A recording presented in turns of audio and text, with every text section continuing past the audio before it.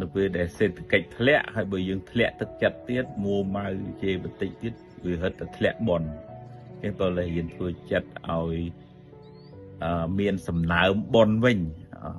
ឲ្យគិតថាពេលហ្នឹងអញត្រូវធ្វើអីចិត្តជ្រះថ្លាធ្វើទៀន